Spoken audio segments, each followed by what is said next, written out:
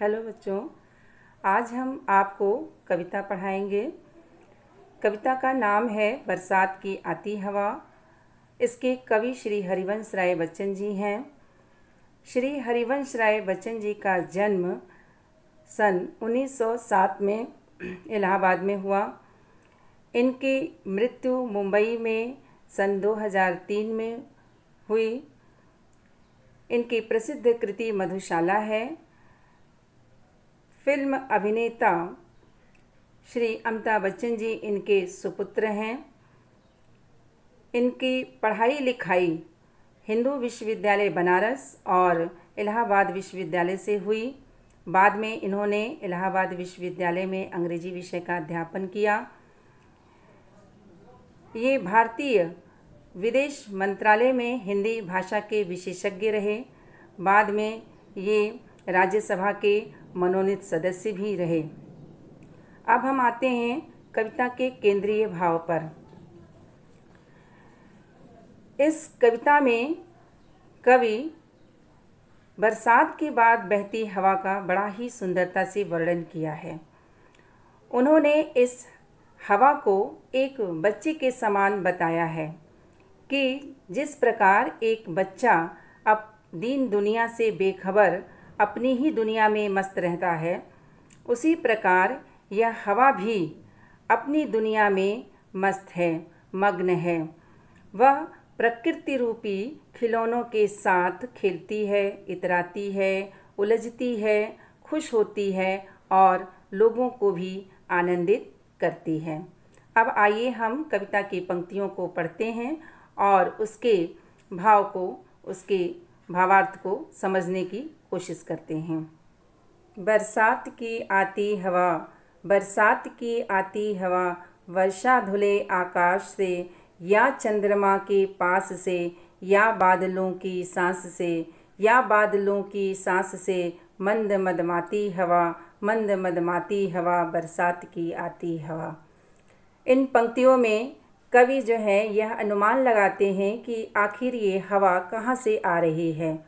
उन्हें लगता है कि शायद यह बरसात के बाद उठने वाली हवा वर्षा धुले आकाश से, वर्षा से धुले हुए आकाश से आ रही है, या चंद्रमा के पास से, या तो यह चंद्रमा के पास से आ रही है तभी इतनी शीतलता लिए हुए है, या बादलों की सांस से, या शायद यह बादलों की सांस ही है। मंद मदमाती हवा, ये हवा धीरे धीरे बहती हुई मदमस्त करती हुई लोगों को धरती तक आ रही है। अब अगली पंक्तियों को पढ़ेंगे। यह खेलती है ढाल से, यह खेलती है ढाल से, ऊंचे शिखर के भाल से, ऊंचे शिखर के भाल से, आकाश से पाताल से, झकझोर लहराती हवा, बरसात की आती हवा। कवि कहते हैं कि यह हवा जो है खेलती है ऊंचे शिखर के भाल से, पर्वतों की ऊंची ऊंची चोटियों के मस्तक से खेलती है। यह खेलती है ढाल से, यह उनकी ढलानों से खेलती है। आकाश से पाताल से, वह आकाश से खेलती हुई पाताल तक आती है। झकझोर लहराती हवा, यह बरसात की हवा सबको झकझोरती हुई, सबको जगाती हुई, लहराती हुई धरती तक आती है। अब अगली पंक्तियों को पढ़ेंगे।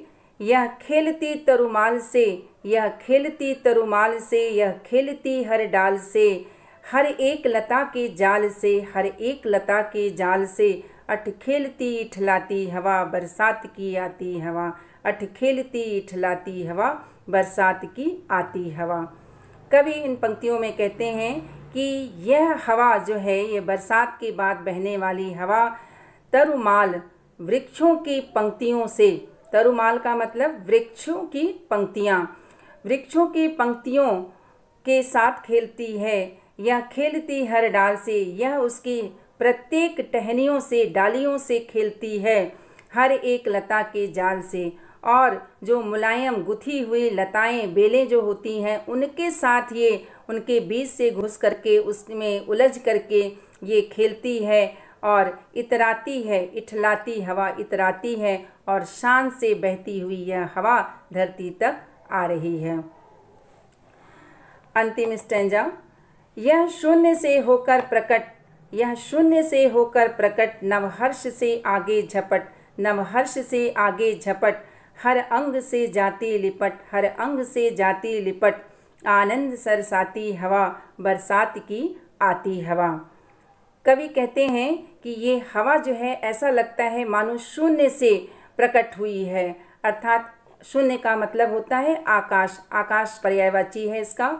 ऐसा लगता है मानो आकाश से प्रकट हुई और झपट कर बड़ी तेजी से, झपट का मतलब है तेजी से, बड़ी तेजी से, नवहर्ष से आगे झपट, बड़ी तेजी से ये और नई खुशी के साथ आती है और हर अंग से जाती लिपट, प्रत्येक के शरीर के अंगों से लिपट जाती है और उनके शरीर में एक सरसराहट, एक सनसनाहट, एक आनंद जो है वो पैदा करती है। ये बरसात की हवा ऐसी है जो सबको खुशी प्रदान करती है, अपने भी खुश होती है और लोगों को भी खुश रखती है।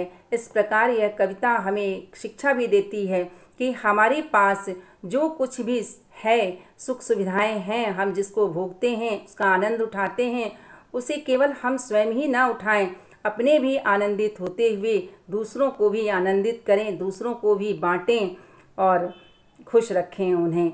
इस प्रकार ये कविता यहाँ पर समाप्त होती है।